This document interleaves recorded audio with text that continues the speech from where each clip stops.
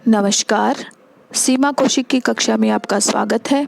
आज की हिंदी कक्षा में हम करेंगे कक्षा 10वीं की हिंदी की पाठ्य पुस्तक क्षितिज भाग 2 के पद्य खंड से कविता कन्यादान, जिसके कवि हैं ऋतुराज जी। आधुनिक युगबोध और यथार्थ के कवि श्री ऋतुराज की नई कविता के क्षेत्र में विशिष्ट पहचान है। इनका जन्म सन 1940 में राजस्थान के भरतपुर में हुआ था। इन्होंने राजस्थान विश्वविद्यालय जयपुर से अंग्रेजी विषय में एमए की परीक्षा पास की और उसके बाद इन्होंने अध्यापन को ही आजीविका का साधन बनाया। 40 वर्ष तक अंग्रेजी साहित्य पढ़ने के बाद अब वे सेवानिवृत्त हो चुके हैं और जयपुर में रहते हैं। इन्होंने हिंदी कविता के क्षेत्र में महत्वपूर्ण कार्य किया है। इनकी अब तक 8 रचनाएं प्रकाशित हो चुकी हैं, जिनमें से प्रमुख है एक मरण धर्मा और अन्य, पुल पर पानी, सूरत निरत, लीला मुखारविंद। साहित्य सेवा के लिए इन्हें अब तक सोमदत्त परिमल सम्मान, मीरा पुरस्कार, पहल सम्मान और बिहारी पुरस्कार से सम्मानित किया जा चुका है। श्री ऋतुराज जी ने अपनी कविता में आज के मानव की दशा को प्रस्तुत करने की कोशिश की है और इन्होंने न तो किसी को धूल बनाने की कोशिश की है और न ही हवा में ऊपर उठाने की। कवि ने अत्यंत सहज भाव से अन्याय, दमन, शोषण और रूढ़िग्रस्त जर्जर संस्कारों से जूझना चाहता है। कहीं कहीं कवि की विद्रोह की भावना भी हमें देखने को मिलती है और कवि ने आज के मनुष्य को, आज के मानव के संघर्ष को कविता में स्थान दिया है और उन्होंने नई मर्यादाओं की स्थापना के लिए आगे बढ़ने में विश्वास दिखाया है और लोगों को अपनी कविता का आधार बनाया है। उन्होंने बड़ी बड़ी दार्शनिक बातों को कहने की जगह दैनिक जीवन अनुभव का यथार्थ प्रकट किया है।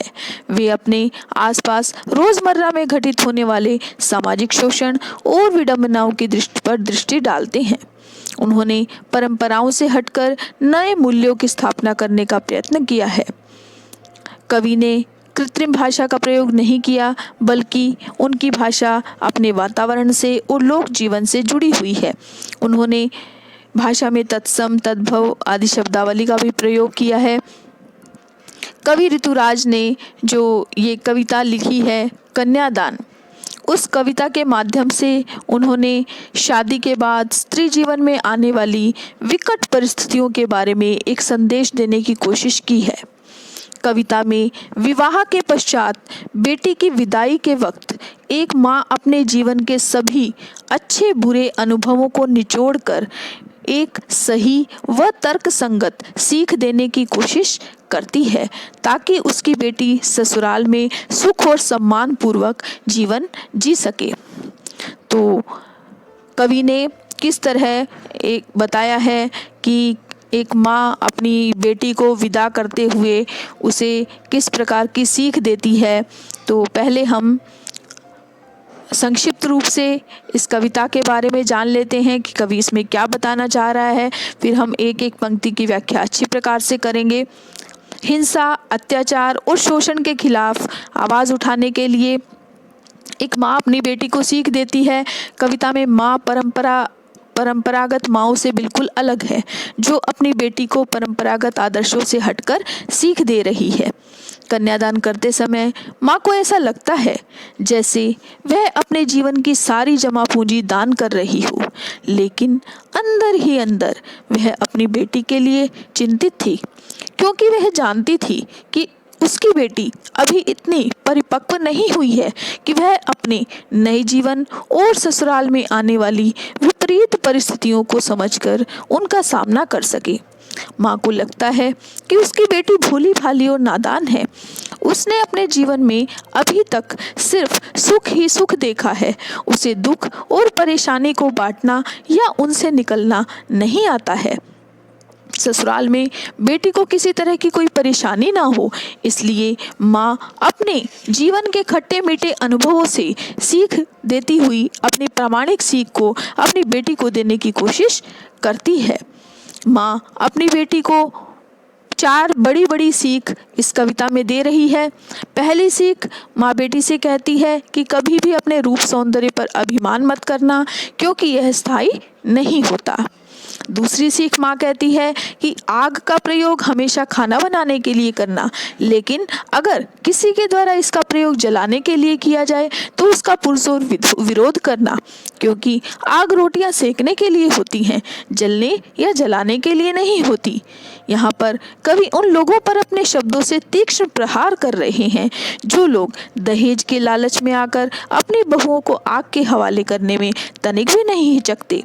तीसरी सीख माँ अपनी बेटी से कहती है कि महिलाओं का वस्त्र और आभूषण के प्रति विशेष मोह होता है, लेकिन तुम इन सब का मोह कभी मत करना, क्योंकि ये ही जीवन के सबसे बड़े बंधन बन जाते हैं या महिलाओं के पैरों की जंजीर बन जाते हैं। और अंतिम सीख देते हुए वह कहती है कि लड़की होना पर लड़की जैसी मत दिखाई देना, अर्थात मर्यादा, लज्जा, शिष्टता, विनम्रता, ये सभी स्त्री सुलभ गुण हैं, इनको तुम बरकरार रखना, लेकिन इन्हें कभी अपनी कमजोरी बनने मत देना। अन्याय और अत्याचार का हमेशा डटकर सामना करना, उसके खिलाफ अपनी आवाज जरूर उठाना। तो इस प्रकार की सीख माँ अपनी बेटी को इस कविता में दे रही है। तो हम शुरू करते हैं अपनी कविता। कितना प्रामाणिक था उसका दुख लड़की को दान में देते वक्त, जैसे वही उसकी अंतिम पूंजी हो। तो इसमें किस प्रकार कह रहे हैं कवि, लड़की अभी सयानी नहीं थी, अभी इतनी भोली सरल थी कि उसे सुख का आभास होता था, लेकिन दुख बाँचना नहीं आता था। पाठिका थी वह धुंधले प्रकाश की, कुछ तुकों और लयबद्ध पंक्तियों की।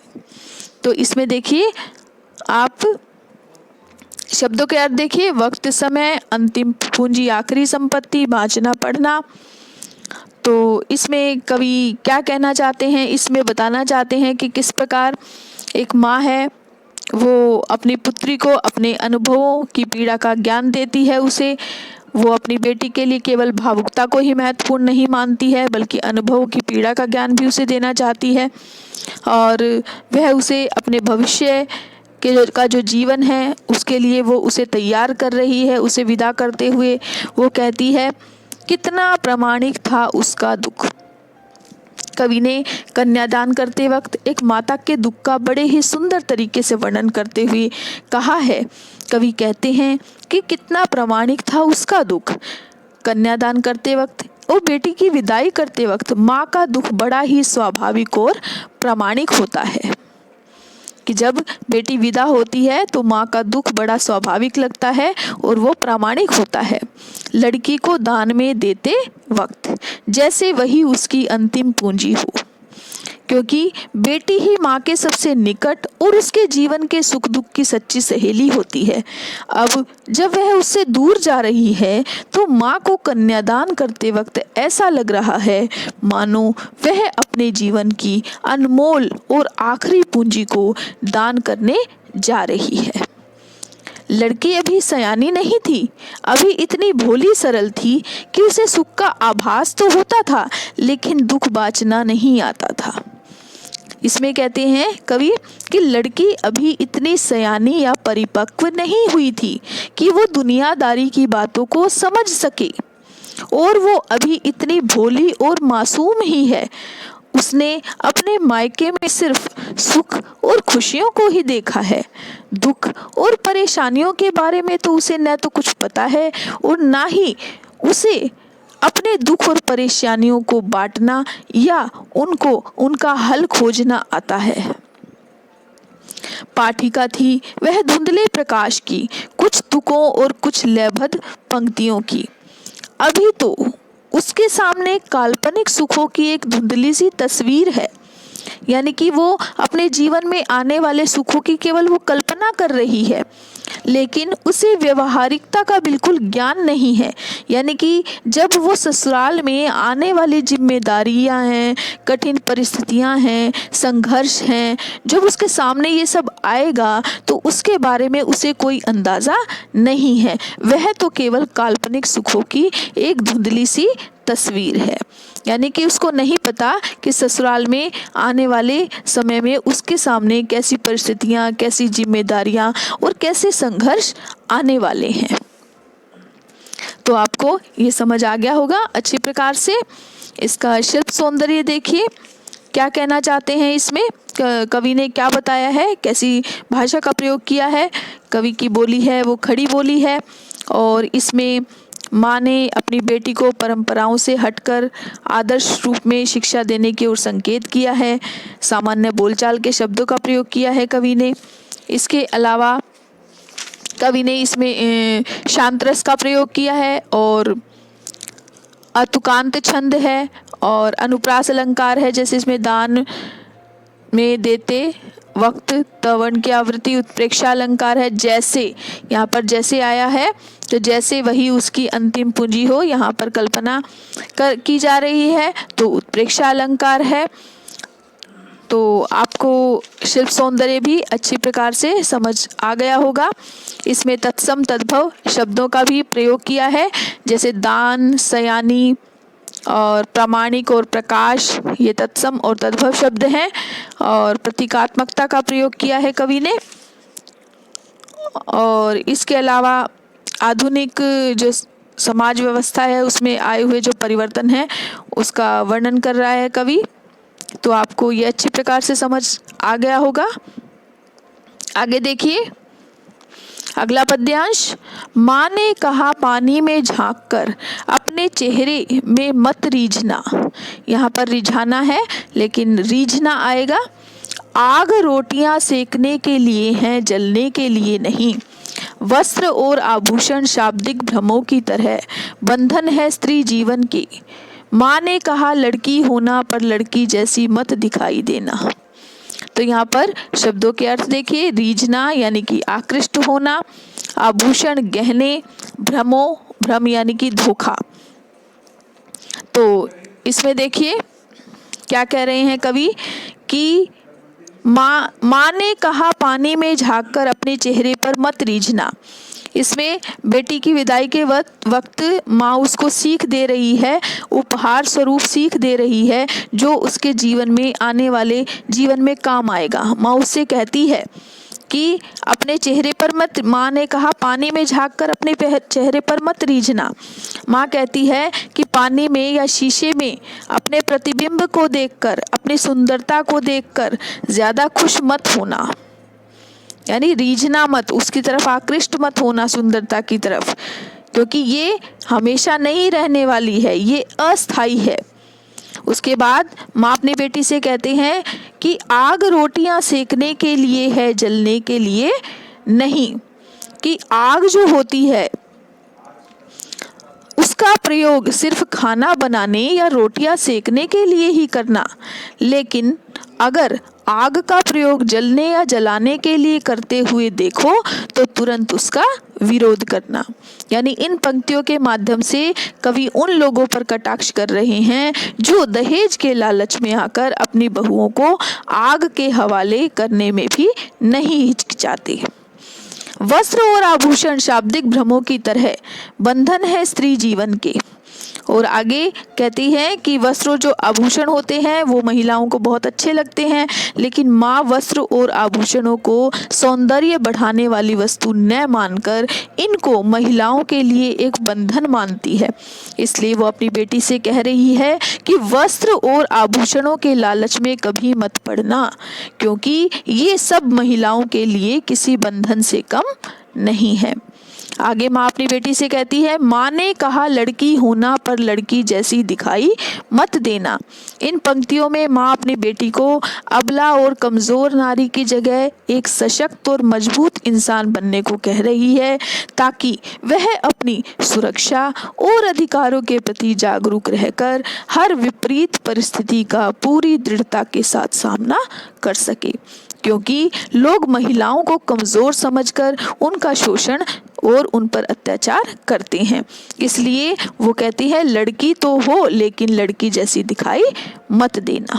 इसलिए कहती है कि अपने खिलाफ होने वाले अन्याय और अत्याचार का हमेशा डटकर सामना करना और उसके खिलाफ अपनी आवाज़ ज़रूर उठाना। तो इसमें कह रहे हैं कवि, शिल्प सौंदर्य देखिए इसमें कि कवि ने समाज के जो आधुनिक रूप के प्रति नारी को सचेत किया है और समाज के व्यवहार के प्रति सदा सजग रहना चाहिए। इसके अलावा खड़ी बोली है, सामान्य शब्दावली है, छंद मुक्त कविता है, शांत रस है। और आप देखेंगे कि इसमें विरोधाभास है, क्योंकि माँ ने ये कहा है लड़की होना पर लड़की जैसी दिखाई मत देना, तो यहाँ पर विरोधाभास दिखाई दे रहा है। इसी प्रकार उपमा अलंकार है, वस्त्र और आभूषण शाब्दिक भ्रमों की तरह आ गया, बंधन है स्त्री जीवन के, तो यहाँ पर उपमा अलंकार हमें देखने को मिलेगा। तत्सम और तद्भव शब्द है, जैसे तद्भव शब्द है झांक कर सेकना, इसी तरह तत्सम शब्द है आभूषण और भ्रम, और इसमें है सांकेतिकता भी दिखाई दे रही है हमें। माँ ने कहा पानी में झांक कर अपने चेहरे पर मत रीझना। और इसके अलावा छंद रहित कविता तो है ही ये, और खड़ी बोली है, सामान्य शब्दावली है, ये सब मैं आपको पहले बता चुकी हूँ। तो आशा करती हूँ ये कविता आपको बहुत अच्छे से समझ आई होगी। इस कविता को अच्छे से पढ़िए और इसकी व्याख्या को इस वीडियो के द्वारा सुनिए, ताकि आपको अच्छी प्रकार से एक एक शब्द अच्छी प्रकार से समझ आ जाए। धन्यवाद।